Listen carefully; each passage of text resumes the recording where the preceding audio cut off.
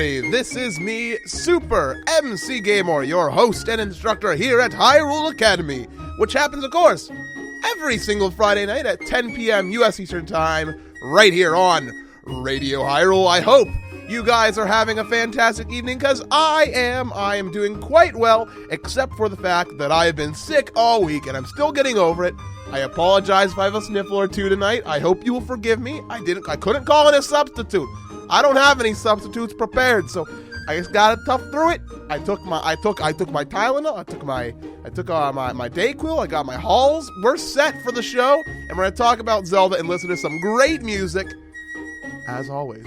All right, we're gonna have a fun time tonight, and I'm gonna make sure of it, because I got a great set list of music. I got a great discussion, and I have a little bit of fun stuff to talk about at a later point in time. But first, what were you listening to right before we started the show? Why, that was called Hey Listen, of course, is the name of the song, by Matthias, and I'm sorry for mispronouncing this, because I'm going to do it. I can't stop it. Matthias Hagstrom Gert. That's not how you pronounce it, but it's the best I can do. They're on OC Remix. It was a wonderful song from, I believe, the 25th anniversary album that OC Remix did of the Zelda series, so check that out. Give it a listen in case you're listening to the YouTube recording, which many of you might be, and hello to you. I hope you're having a fantastic day, evening, whatever it is, wherever you are. But I'm excited because we have so many people here inside the chat. We're going to have a great time discussing a very interesting topic from the Legend of Zelda series and the lore, and that is, of course, the spiritual stones. Now, the spiritual stones are something that you see pretty much exclusively in Ocarina of Time. And they're three rocks. They're rocks, essentially. There's I guess technically we could say 5 rocks.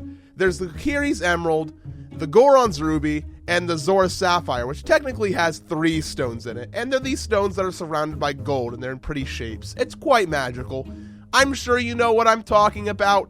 If you don't, what are you doing here, guys? Go play some Ocarina of Time, a great game. But if not, it's okay to stick with us, and we'll try to explain the best we can. Now, these stones are very special because they're used alongside the Ocarina of Time to open the Door of Time, which lets you get the Master Sword from the Pedestal of Time. So much time, I don't even have time to explain all the time because we're worried about the spiritual stones this evening. Now, let's go a little bit in-depth into talking about them. The Kokiri's Emerald is guarded, of course, by the Deku Tree. The Deku Tree won't give this up. Ganondorf, this guy, he marches straight up to the Deku Tree. He looks him dead in the eye and says, "Give me your spiritual stone." And the tree's like, no, I don't want to. And so Ganondorf curses him, and eventually the Deku Tree dies, but manages to hold on to that stone for just that little bit extra longer, which is essential to the protection of the Master Sword in the Sacred Realm. The Goron's Ruby is the second spiritual stone, and it is not it's not to be thought of as something that Darunia keeps very close to him, because they have a spot where they display it in the city. They have this little altar all set up where they hang it out all the time. But unfortunately, Ganondorf started coming around and started making trouble in their neighborhood, and so Darunia said, "Hey, no Fresh Prince references. I'm taking this spiritual stone, and I'm going to keep it in my pocket," which I don't have because I'm a Goron. Most unfortunate. And we're gonna protect it ourselves. And eventually, of course, he gives it to Link after proving that he is indeed a true brother of the Gorons. And finally is Zora's Sapphire, which is guarded by Rudo, and previously by her mother. And she holds on to that tight. She doesn't even want to give it to Link. She doesn't care what's going on. She thinks it's hers, and she doesn't want to give it up. Even the game even makes a joke about it, saying, "Princess Rudo got the spiritual stone of water." Why Princess Rudo? What? And of course, I just mentioned the spiritual stone of water. You must be saying, I thought it was called Zora's Sapphire. It's known by both names. There's the spiritual stone of forest, fire, and water. The Kokiri's Emerald, the Goron's Ruby, and the Zora's Sapphire. Call them whatever you want. They're known as the spiritual stones, and they're very important for guarding the sacred realm. Now, everybody, now comes the part of the show where I ask you some questions. You answer them. Come up with some theories. You can be based in fact. You can be like, here's what the Hyrule Historia says. Or you can go crazy and say, what if this happened? What if this happened? Blah, blah, blah, blah. Go crazy with it. It'll be a fun time. So my first question is, who created the spiritual stones? And how did they do it? Second, what connection do these stones have to the golden goddesses? There has to be something there, right? And lastly, is it known by the public the importance of these stones? Who does know they're important? And I want you to discuss these questions and have your fun times and ask your own questions to me if you so choose over at radiohyrule.com/chatroom if you're listening in live. If you're listening in on YouTube after the show, it's okay, my friend. It's okay. You can just imagine you have a chat room, all right? You can come over to the Radio Hyrule chat anyway. There might be people there talking about Zelda. It's a fun time, a great place to be. Anyways, it's time for some music, my friends. Music is afoot. I got some great songs for you this evening. I hope you're excited. We'll be back in just a few minutes to discuss a little bit more about one spiritual stone in particular. I'll catch you guys in just a little bit. This is Super MC Gamer for Radio Hyrule with Hyrule Academy.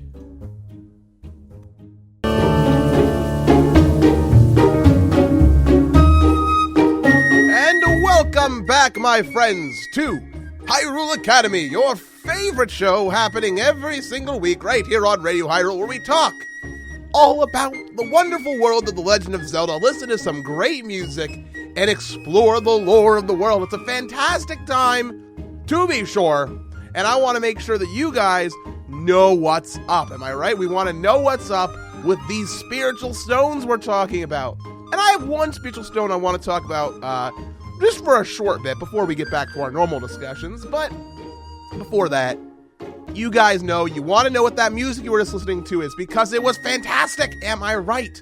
The first song we heard was Temple of Time from Blizaux. I don't know if that's how I pronounce it. It's Blizaux.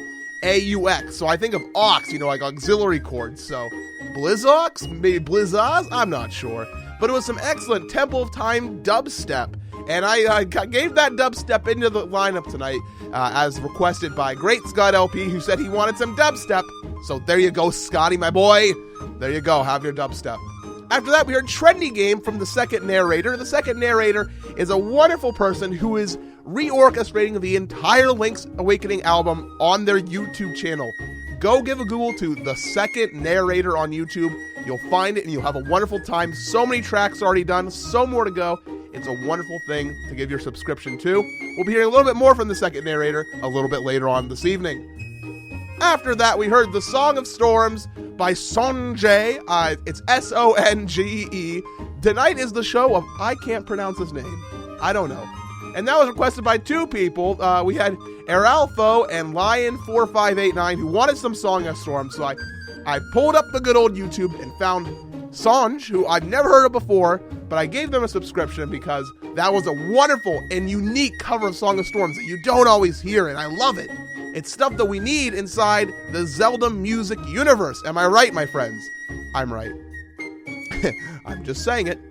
I'm right.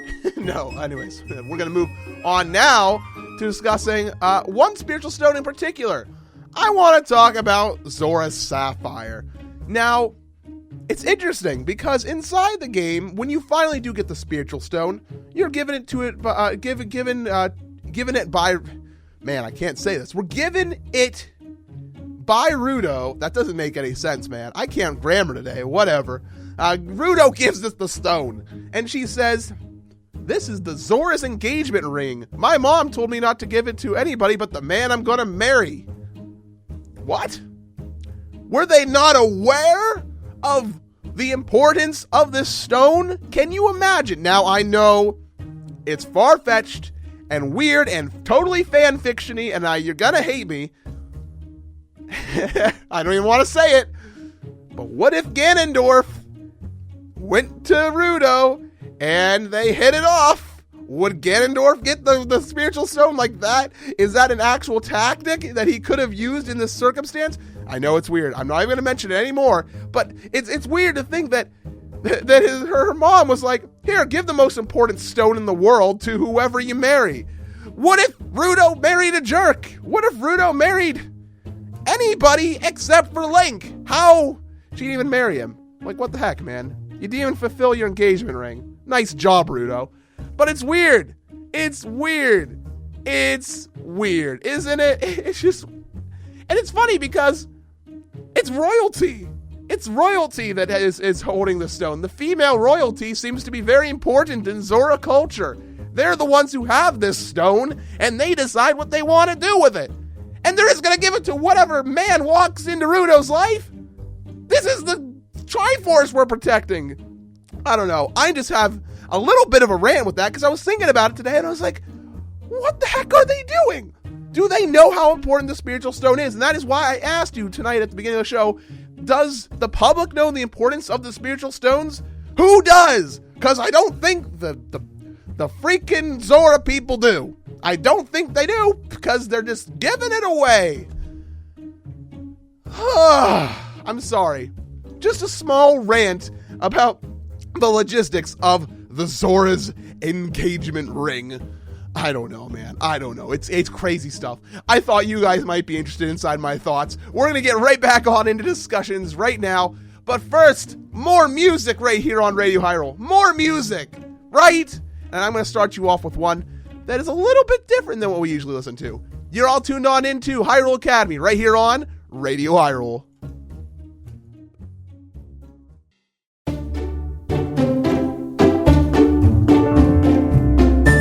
Welcome on back, my friends, to Hyrule Academy every single Friday night right here on Radio Hyrule. Did I say Radio Hyrule twice? I don't know. I'm tired and sick, so I'm going to say I get an excuse this week, folks. I hope you're having a wonderful evening. This is Hyrule Academy. And of course, we've been listening to some wonderful music. What were you listening to? Well, first, and I said it was a weird one, and I know you might not have recognized it. It was Temple of Light. What? That's not a song. From Zelda Ura, which is a fan, project that is in development. I don't even remember. I have not researched enough. And it was a song. They were going to make an entire temple dedicated to the Temple of Light.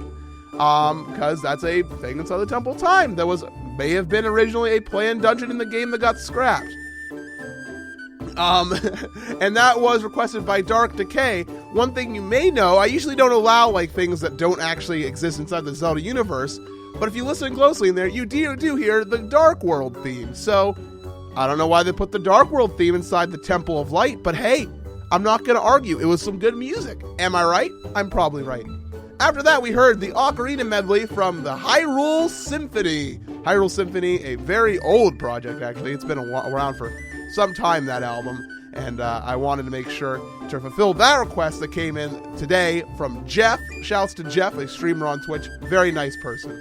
After that, we heard the main theme and Underworld theme from Super Smash Brothers for Wii U, and it's a very fun track. It's very exciting and enjoyable to listen to. And in fact, it's a new song that was added this week to the Radio Hyrule library. So if you come back to Radio Hyrule anytime this week, you may just happen to hear that song or one of the many songs that was added this week. We have a post up on our front page at radiohyrule.com if you want to read a little bit more about that.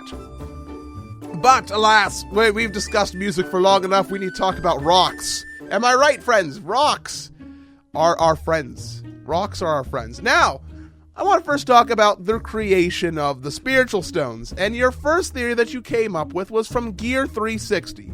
Gear 360 says, is it possible that they're an embodiment of the spirits of a priest or priestess from each of the three more spiritual races in Hyrule? So like the Kokiri, the Goron, and the Zora each sent forth a single priest or priestess, and they sacrificed themselves to create keys to the sacred realm. They created, they gave their spirit into these stones.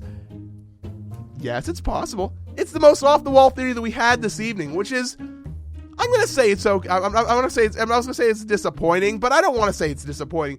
It's good that we've been sticking to fact tonight, and of course that's just how the flow goes, but I liked this off-the-wall theory, because we don't know. We don't see the creation of the spiritual stones, so we have some headroom to, play around with. I think that'd be actually pretty neat. Pretty neat, to be honest with you. Goron is brought forth and gives up his soul to, protect the Triforce. It's definitely a possibility, but hey, we don't know, and we will never know. After that, we have some more theories about the creation of the spiritual stones, and the first one, we have a little bit of a discussion line here. M2627 says, Maybe the goddesses made them alongside the Triforce when Hyrule was created. Now, I have one huge problem with this theory.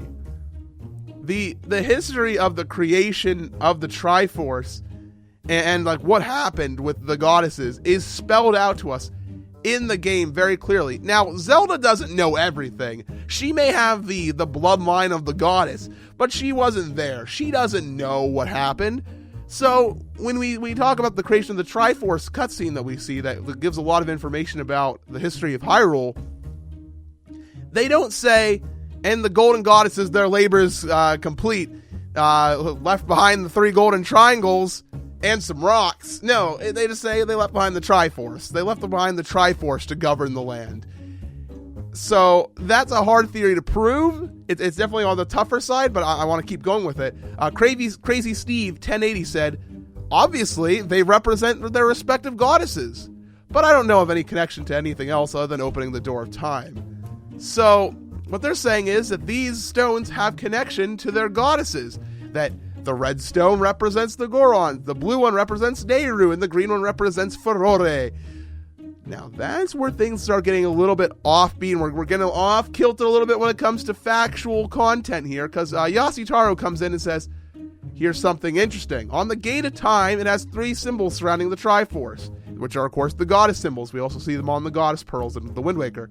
Nehru's does look like Zora's Sapphire. It looks very close, in fact. The 3 round objects surrounded by pointed gold spikes. And what's interesting is that that is the only one. So I think that more so when the spiritual stones were created by whatever party it was, they knew about the goddess's symbol for Nehru, and they were like, okay, let's model it after this. But the other ones didn't matter so much. It wasn't a goddess thing. They have really no connection to the goddesses outright, which is interesting to me. There's no like real huge connection to the goddesses. It wasn't created with the Triforce. They don't just regularly start dropping rocks on Hyrule, you know.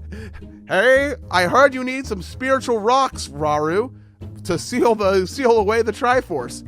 Here you go.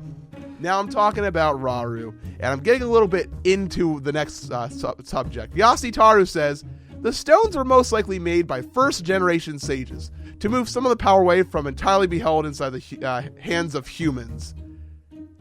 And yeah, that's where we're going to start getting really into it. And the first-generation sages point is on point. Captain Trina, of course, coming in with the Hyrule Historia quote saying, with power stronger than both time and the Master Sword, Rauru sealed the Sacred Realm. Now, I think the discussion about how he has power stronger than time and the Master Sword, I think that's a discussion for a whole nother day. But Rauru is the one who sealed the Sacred Realm. He's the one who placed the Master Sword or sealed the Door of Time. It's interesting. And also, it says, it is thought that Rauru built the Temple of Time directly over the ruins of the sealed temple. Rauru is this important character to this all. Rauru is the one who is protecting the Triforce in a lot of ways. And he's the one who goes forth and makes this effort to kind of stay behind and be the one to protect the Triforce. And he's the one who creates the Temple of Time. So it makes sense that he must have had a hand inside the spiritual stones. And we can't say for sure, so I'm not going to say it outright. You can have your own theories. But my personal theory that I pulled a lot of faith in is that Rauru crafted the spiritual stones. He might have got a little bit of inspiration from Nehru's goddess symbol that he's seen inside some ancient texts for Zora's Sapphire, but he just made them. He made them as keys. Very simple. But that is my theory, and I'm not going to dwell on it for too long. So now we're going to get into some more different stuff other than the creation of these rocks. Captain Trina says, are the tribal symbols based on stones or vice versa? Of course, you see later on in games, after Ocarina of Time, you see that the goddess, or the symbols that appear, like the Kokiri's Emerald, that appears in a lot of other places, including, for example, the Kokiri's Emerald, you see it on the doors inside the Forbidden Woods, inside the Wind Waker. And that's the question. Are these things that have existed after the spiritual stones or before the spiritual stones? And that, again, it's not a thing we can really nail down, but it's my personal belief that perhaps after the events of the Ocarina of Time, after the events of Ocarina of Time, you have these rocks sitting in the Temple of Time where people must have gone, and all tourists do this, whether or not they have a big flashy camera or not. They go there and they're like, wow, this should be part of our culture. These rocks did the work. And the hero, mostly the rocks. But whatever. So Tornado Blade 5 says, I know A Link to the Past happens after Ocarina of Time, but is it possible that the 3 pendants are the 3 stones? And yeah, sure, why not? Who's to say we never see the spiritual stones again? Who's to say the pendant of power, the pendant of wisdom, and the pendant of courage aren't actually like the spiritual stones recased? Maybe they got bored and they just put them in big old rocks and put a chain on them. Who knows, man? Who cares? We don't have any true thought on it. We can't nail it down, but it's a good theory, right? Hey, put them in this. Wonderful, good stuff, man. Fire Alley is going to start Fire Ally is going to start us off with a wonderful chain of discussion here that I want to kind of touch on, and that is, of course, who knows about the importance of the spiritual stones? I talked about this briefly with the Zora's engagement ring idea. And Fire Ally says the people who knew of the importance were the Deku Tree and Darunia, obviously, because they both were willing to die before giving it up. I mentioned it very early in the show that the Deku Tree was not going to give it to him, and he sacrificed his own life for this spiritual stone. Darunia told Ganondorf no and cut off his entire food supply to his race to protect this stone. Ruto gave it because, of course, she wanted a husband, and that's why I ranted at you guys earlier tonight, because after the Deku Tree and Darunia, Ruto's just giving it away to whatever man walks up into her life. I'm sorry, I'm going to do that again, aren't I? Anyways, and the other one that you didn't mention, Fire Ally, is, or Fire Alley, I see inside the chat. Thank you, Fire Alley. Fire Alley says, Zelda. Yes, that's right. The princess herself, of course she knows about them. She tells you about them. When you go and visit her for the first time, you go and visit her and she's like, you need to get the spiritual stones. It's what we got to do, Link. It's what we got to do. And you know what? You go and do it. And she's grateful, and then she screws up everything by opening up the door of time. But Fire Alley says, the public hardly knows they exist, let alone the stones are keys to the Temple of Time. Hold it! We got some Phoenix Wright action here. Objection! It is written very clearly on a publicly viewable stand inside the Temple of Time. Ye who owns 3 spiritual stones, stand with the Ocarina of Time and play the Song of Time. It's out there for everybody to see. You don't see Link having to open up any doors to get into the Temple of Time. He just walks right on in. It's a publicly accessible area. Everybody can go and look at that, but they might not know what the spiritual stones are, which is what Yasitaru says. Yasitaru says, without intimate knowledge on the ruling factions, you would not know where to look for these stones. So as far as your common Joe about Hyrule Town, they wouldn't know what a spiritual stone was, even if they saw it. Exactly. That's the point. I think that the people inside the market town probably knew that, hey, we need some spiritual stones and an ocarina to open this door and get to the Triforce or whatever. But nobody has any stones. Nobody knows what they look like. Nobody knows where the Ocarina of Time is. And nobody knows this song that's been buried in history. Nobody knows any of that. So they disregard it. They go about their lives. They buy some produce and yell at this poor man who's trying to sell them things. I don't know. It's weird. Anyways, those are all the discussions we're going to have for this evening. However, we have a little bit more on the show tonight. So stay tuned. I got some excellent music for you to wrap up tonight's show, so keep it tuned on in to Radio Hyrule. This is MC for Hyrule Academy. See you guys in just a few.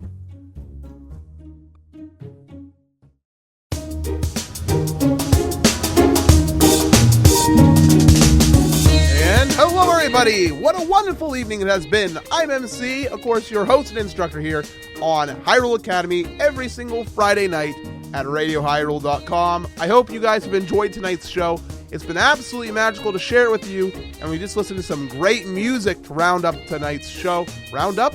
Yeah, I think that sounds right.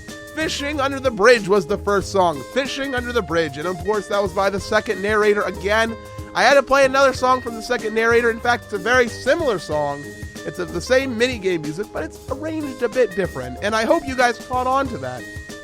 It's one thing that I find very interesting about stuff like that, is how you can take one song and arrange it in such a different way and make it sound slightly different and have a different feel. Like that one was more adventure-y and outdoorsy, while the first one was more, oh my gosh, this is happening. So it's really cool, and the second narrator commented on that inside their YouTube video description. And I definitely recommend you go over there and give it a listen yourself and give that description a read. After that, we heard Deku Nut's Palace from Daniel Vaughn's Sand. I don't know if it's Sand or Sand. I'm going to guess Sand. I don't want to be called Sand if I was him, but hopefully you're not listening, Daniel. And that was a request kind of from RV Bagel. RV Bagel wanted a song tonight that I couldn't find in time. I had the Radio Hyrule page open for the song, but for the life of me, I just could not find it on the internet to download. So, alas, my friends, I'm sorry we couldn't play that for you, RV Bagel, but I hope this was a worthy substitute. It was another great remix and arrangement of Deku Nut's Palace, and I enjoyed it very much so. So, after that, my friends, we've had a fun night. After all this, we've had a fun night, and we have to kind of wrap it up. I know it's the saddest part of the night when we wrap things up. And we had some conclusions, though. We came to some conclusions and some ideas that these stones were possibly created by Rauru, maybe the goddesses, or even this crazy theory that I really love, that perhaps they came and gave up like these lives to create these stones to seal off the Sacred Realm. That's a cool theory, and I love it. So thank you again to Gear for sharing us that theory this week. And perhaps afterwards, after all this was done in Ocarina of Time, they just used them as pendants of power. I have no arguments with that theory. Do whatever you want. I don't care. After that, of course, inside Hyrule's history, maybe these stones were remembered in the future as symbols and signs that you see across the world. We don't really know for sure if that's how it exactly happened, but we can place a fair bet on it, I can say. And who knew about these spiritual stones? Well, obviously the important and key figures in Hyrule, the Darunyas and the Deku Trees and the Zeldas, probably the king knew about it. Of course they knew. The public, that's for up to your decision. Of course, there was a publicly viewable thing, and I want to give shout-outs to Anna Shika inside the chat, who came in a little bit late to the discussions, and kind of said, hey, I disagree, MC. I think, of course, that maybe they did, and in fact, know about this. They just couldn't make sense of it. Some people may have actually believed in it, and they were like, these spiritual stones are out here, man, and we gotta find them. We can get the Triforce. Or maybe, so some people were doubters. They said, you're crazy. No spiritual stones. That old carving's been there for years. Nobody knows crap about that. You know, it's all to your imagination. And thank you, Anashika, for sharing that. I'm sorry that I had to kind of didn't get you inside our normal discussion period, but I wanted to give shout outs to you for sure, because that's an excellent theory. But yeah, it was a fun night of discussions and talking to you. It's always a pleasure talking to the audience here at RadioHyrule.com. And I got a wonderful show for you next week. We're coming up on the Zeldathon, which means I'm going to have to take a little break from the show, and I'll talk a little bit more about that soon. But I want to make sure that we give you guys a show that you've wanted for some time. In fact, next Friday, 10 p.m. U.S. Eastern Time, we will be discussing the Hyrulean Civil War. It's going to be quite the discussion. I'm going to probably have a little bit light of a music track for you that night, because I'm sure that you guys are going to be going crazy with discussions. We might even have to have an extra long show. I hope my friends over at Radio Hyrule don't get on me too much for that one. So I'm excited for some wonderful discussions on the Hyrulean Civil War. Do your research, my friends. Do your research. I see Trina freaking out in the chat. Trina's excited for some war and death. That's what we want, right? If you want to, go on over to RadioHyrule.com/donate. Throw a few rupees in the big wallet, and guess what you can do? You can help fund our trip to MagFest this January.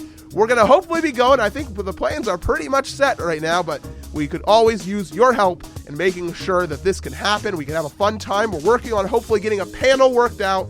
No announcements on the full yet. We're still waiting on word from MagFest, but I'm very excited to go. I'm going to be there no matter what, and I'll bring my camera along, and hopefully I can have some stories to share with you when we come back from that break.